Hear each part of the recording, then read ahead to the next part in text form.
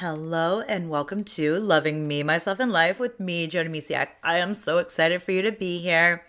This topic I want to share with you today is I'm so excited to hopefully be helping you because we're going to talk into finding your purpose. So grab your favorite cup of tea or coffee and get comfy and let's get started. So first, let's start with unpacking the meaning of purpose. What does that even mean?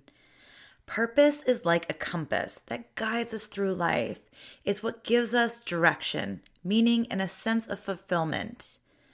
But many of us struggle to define it, especially if we've been conditioned to prioritize other people's expectations over our own desires. So sometimes we kind of go down somebody's route because we think we should instead of what we think we'd like to do. So should versus want. Doing things that you should do instead of what you want to do. So ask yourself, what lights you up? What excites you? What would you do if you knew you couldn't fail? That's a really big, juicy question right there.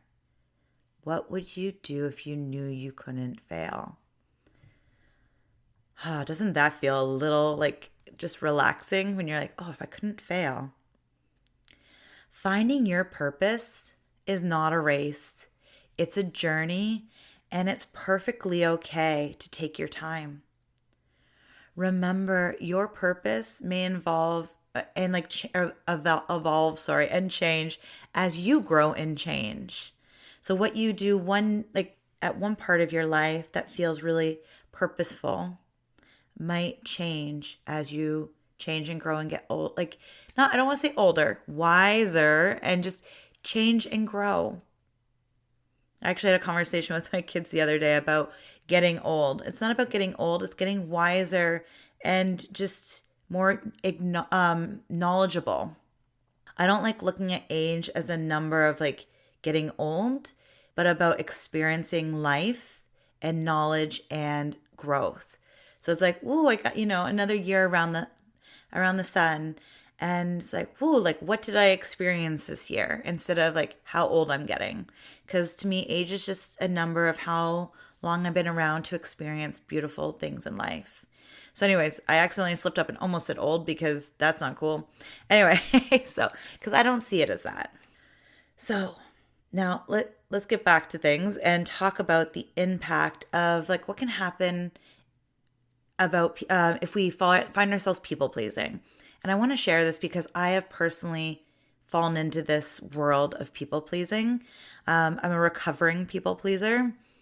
And how does being a people pleaser impact our sense of purpose? Because many women, like I said, including myself, have fallen into the trap of wanting to make everyone happy. But here's the truth. When we're busy trying to meet other people's expectations, you risk losing sight of your own dreams and desires. I've been a big dreamer for a long time, so thankfully I've had a lot of dreams that have come true, and I'm also very stubborn. However, there's been dreams that I've had that took forever because I was so focused on making other people happy. Or if I did this, then so-and-so is going to think less of me, or that I'm going to make my parents upset or frustrated. It was part of my own journey moving to the West Coast. I didn't think I could because I was going to make my family upset. It's that happiness, it's that lingering people pleasing. And once I started to really embrace who I am, I got to see things differently.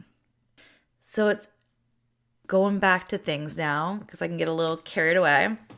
Think about, have you ever found yourself saying yes to something you didn't really want to do? That's a classic sign of people pleasing. And I know we don't love labeling it, or I know I don't love labels either. I did a whole episode about that. But on the topic of today's, subject matter of finding your purpose, we need to go deeper under the surface and figure out why you might not know what that is or why you haven't followed it yet. And we need to touch on the heavy, fun or not so fun things of people pleasing. So people pleasing can leave you feeling drained, resentful, and disconnected from who you truly are because you're focused more outward of making other people happy instead of connecting with who you are to really listen to your own inner compass, because then you're following somebody else's compass. To claim your purpose, it's essential to set boundaries, right? I talk about boundaries all the time. And it's so important to remember that it's not selfish, it's necessary. Saying no allows you to say yes to what truly matters. So let's take a step here for a pause here for a second. So I just mentioned that, you need to listen to your own inner compass. And that's really step one. So if you're looking on outward and trying to make everybody else happy, you're no longer listening to your own compass. You're either comparing your life to others or you're trying to make other people happy. And that's not fun because it's not going to get you to where you'll feel happy because you're following somebody else's ideas, thoughts, or expectations. So once you rein it back in or look inward and connect to your own inner compass, that's when you'll know when to say yes and when to say no, or at least a little bit. So really first is getting clear on what you want and need. And then you'll have a better understanding of where you need to set boundaries. And even ourselves, as parents, I now have children. So it's setting boundaries with them. I'm working right now and they understand that in between this time and this time. Thankfully, they're old enough to understand that as well, right? We have those conversations. But at the same time, I also have a calendar with things on it that aren't just for me.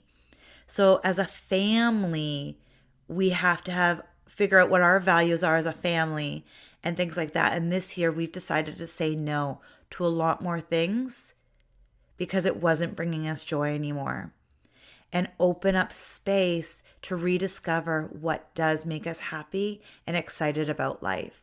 So we're doing our own boundary setting here as a family. So I'm fairly good about my own boundaries. I have my phone on silent a lot, most of the time, because when I'm working and I'm creating and I'm recording this podcast episode, or any podcast episode, I'm here now in this moment. And I don't need my phone reminding me that there's an outside world. I'm here with you right now. So I have really good boundaries with myself, and with myself was actually a lot harder, and I'm working on that. I'm not always, I never want to say perfect, but I'm working on it. I have good days and not so great days with setting boundaries with myself. But over the past couple of years, I've really learned that it is super important to set boundaries with ourselves. But I'm also really good at setting boundaries with my time and with people around me. No, I'm not doing this today because I've committed to working or writing and things like that. So it can be hard though. So I don't want to make this sound like it's easy. This has been years and years of the making of setting up boundaries. One thing I did have a hard time was with family, because a lot of the time they didn't listen.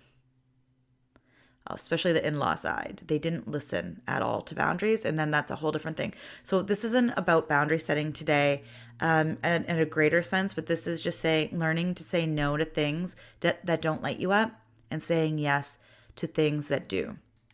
So let's keep going on this because I kind of got off topic a little bit. Let's get into some practical steps you can do to help find your purpose. So if you have a notebook, this is a great time to grab it, or just, remember that it's here and grab it, because if you're in the car or you're doing dishes or you just can't take the time to do it right now, just keep this in mind. And I know it's hard because we all say we're going to do it and then it's hard to do it later. So if you really can, I definitely encourage you to do it now. But if you can't, Totally understand. You could be even listening to this at work. So I know sometimes you just can't find the time right now, but put it in your calendar and commit to showing up for you later. Because these are some very powerful things you can do for you. Self-reflection, super, super important. It's pretty much what life is all about, right? We fall, we fail, we get back up, we reflect. Okay, that happened, and we learn and grow along the way. So take time for self-reflection. Write down your passions, your interests, and your values. Knowing your personal values, what it means to live your life, really, really is important. What makes your heart sing? What do you care about deeply? So one of my biggest values is family. I put my family first. Now, what I've been learning as I self-reflect this past little while is that I sometimes put it too much. And it's finding that boundary between being there for my kids and my husband, but at the same time making sure that my business, and because my second values are helping, like, I don't know about second, but helping others is also very, very important. Doing all things like focusing on love. What would love do? And it's really being clear on that. So anyways, but a big one for me is family. And the next thing, and this is a lot of fun, is trying new things. Because if you don't know what your passion is yet, it's about finding it, right? So if you might not know what it is yet. So step outside of your comfort zone. Experiment with new hobbies or activities. Sometimes trying something new can spark a passion you didn't even know you had. And then also connecting with your emotions. Pay attention to your feelings. When do you feel most alive? What activities make you lose track of time? Your emotions are such a powerful guide. For instance, I absolutely love recording and creating this podcast for you. Like, I can lose time. In fact, there was one time that my kids and husband were gone for the evening, and I was like, okay, I'll just record a couple episodes. I had them all gathered. I've had all my notes ready, and I'm like, I'm just going to do a couple. And then I just kept going, and all of a sudden it was 9:00 at night, and I didn't eat supper. Okay, maybe it was a little earlier than that, but eventually they came home, and I was like, I didn't eat supper yet, guys. I need to eat supper. I think they came home around 8:30. So by the time I said hello and stuff and sat down to eat, it was 9:00. Talk about not eating like after 8. I totally did, because I was like, I did not feel good. I'd have a couple apple slices just to I was in a lot of pain because I was so hungry once I stopped doing this. But in the moment, I feel so good. I feel alive. I feel so excited. Coaching, creating my courses, writing my book, like all these things make me feel good, like so good and so happy, where I just lose track of time. So that's what you're looking for. Things that create that, where time just feels like it's standing still, like you don't know that like 5 hours had just passed. That is a good day. So listen to your emotions. When you're happy, like truly happy, that's a great sign. Because then you're doing something you want to, not doing it because you think you should. Because I'm going to be honest, there's certain things in the business side of things that I don't love and I don't feel very happy about, and I usually procrastinate.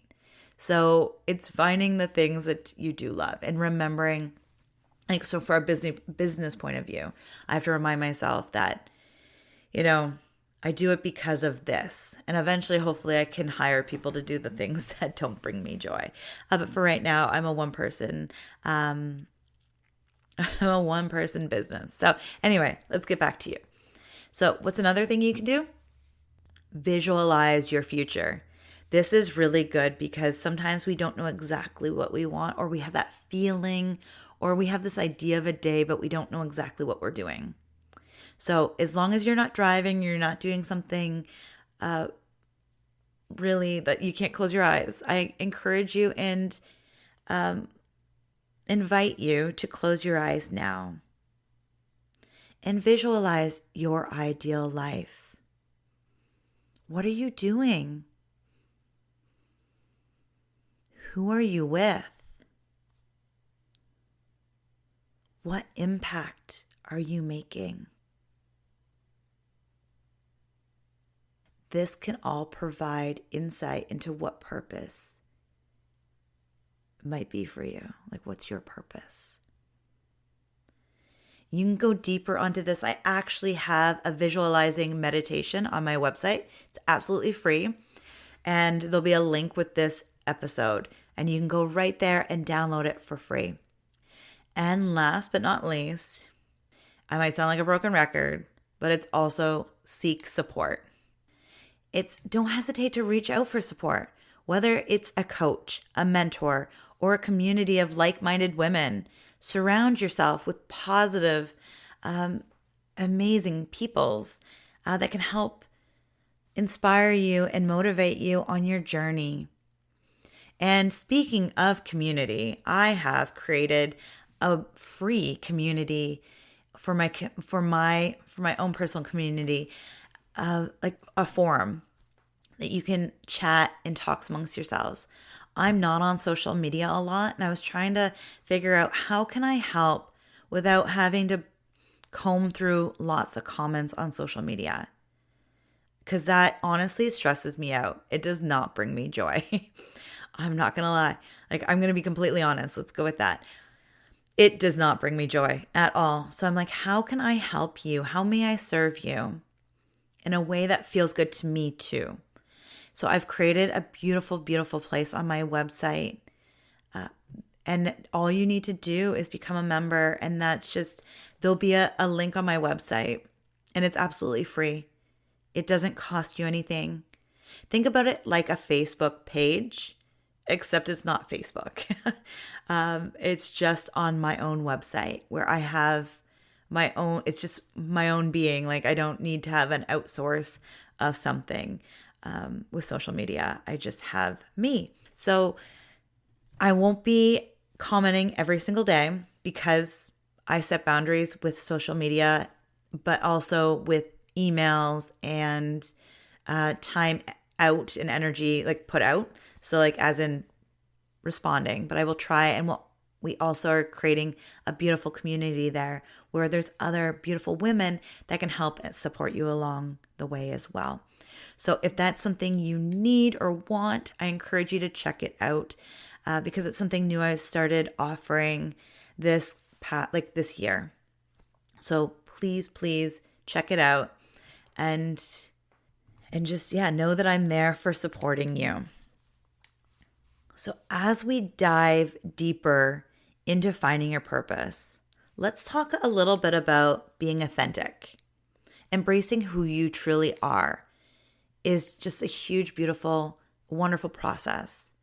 And it doesn't happen overnight. Like I mentioned earlier, where I never liked winter, yet I stayed in Ontario for so long. And my husband and I talked for over 5 years. I think it was 5 years or more, where we just wanted to move somewhere different. And it took us so long. It took me so long to get my head wrapped around that idea of leaving my family in Ontario. And yet, once I allowed myself to be like, this is what I want, this is why I want it, and my husband and I were on the same page, we're like, let's do it. And it literally instantly changed. So it's really about embracing who you are, but know that it's a journey. Just like everything in life. Life is a journey meant to be savored, explored, for you to grow and change and just learn new things about yourself and life. And so is your self-love journey. Like, all these beautiful things in life are all about being on a gorgeous, fun, exciting journey. So when you live authentically, it actually is cool. Your purpose aligns with your true self. Like, you'll just feel kind of like things are clicking for you in life Once you know exactly who you are, maybe not exactly because we're always changing and growing, but like when you're grounded in like what makes you come alive and who you are and, what you'd like to say yes to and what you say no to, when you're really coming from that place of knowing who you are, your purpose will like start showing up in your life. You'll be like, oh, like new cool things will show up in your life that you might not even know existed. And it's really fun when you're just allowing the world and the universe to kind of just guide and show you along the way. So what does it really mean to be authentic? It means showing up as your true self without masks or without pretending to be somebody you're not. It's honoring your feelings, your desires, and your boundaries. When you embrace yourself authentically, you give yourself permission to pursue what truly matters to you, even if it's difficult even though it's different from what other people expect of you or what people are doing in their lives. I'm my only family member that has moved so far away. And that was a really hard thing for me. But sometimes we are different than other people and we just need to do what's right for us. So it's really embracing who you are. And it's okay to be different than others because we are all uniquely beautiful and different. And that's what makes us beautifully unique and different, right? Like, and just beautiful and unique. And let's go a little deeper now. I was just thinking, sorry, as I pause, how do you really connect to who you are? Like I said, I've been on this beautiful journey of figuring out who I am. So what can you do? I've shared about how do you connect to your purpose. And then it's really following your compass instead of other people's. And then setting boundaries. But how do you even know what your purpose is? Other than I said, when you embrace who you are, when you really get to know yourself, things will come into your life, which is also true. But sometimes we're so busy that we don't get to listen. And this is why the role of mindfulness is so important. So incorporating mindfulness practices into your daily routine can really help you in your journey to finding your purpose. Mindfulness helps you become more aware of your thoughts and your feelings, and it allows you to connect with your inner self. So really just slowing down and being quiet, because the world can be a noisy place. And this is a really great way to connect with your own compass, because you'll hear somebody like, oh, you could do this, or you should do this, or we've had our whole lives where people told us what we should do, or we can do and we can't do. And it's really filtering all that noise and all those things, the thoughts, beliefs, and really finding our own within all those other things. So consider integrating practices such as meditation, yoga, and journaling into your life. These tools can help create space for self-discovery and reflection, making it easier for you to tap into your true purpose. So as we're wrapping up today's episode, I'm doing this a little bit more where I encourage you to do a few things. You're not just listening anymore. You're actively doing something towards creating a deeper, loving relationship with yourself. And today, it's getting closer to your purpose, or rediscovering your purpose even. Maybe you've had one and then over the past couple of years, you've lost it. I know I've had to re-find mine as well. So it does happen to all of us from time to time where we have to kind of regroup and re-listen to refine our compass and listen to it again. So I encourage you to take the first step towards finding your purpose, or refinding your purpose. Start with self-reflection exercises we discussed earlier. And remember to be gentle and loving with yourself throughout this journey. If you enjoyed this episode, please subscribe and share it with others. Don't keep this episode a secret. Your support means the world to me, and together we can empower more women to embrace their true, authentic selves. Also remember go check out my website, jodymisiak.com, for more resources, including the visualization, visualizing your day, and just so many beautiful things there for you to look at that are all free resources. Thank you so much for joining me today. Remember, the journey to finding your purpose is uniquely yours and yours alone. And I'm here cheering you on every step of the way. Until next time, keep loving yourself, keep embracing your life, and keep shining your light. Thank you so much again for being here. Have a beautiful, beautiful day. Bye for now.